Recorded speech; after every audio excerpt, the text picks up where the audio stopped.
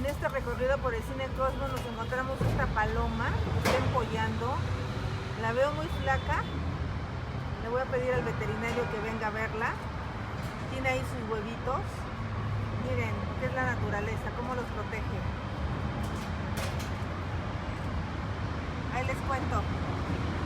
Pero qué lindo, pero seguramente no ha comido este pobre animal. Ahí les cuento en qué acaba la historia.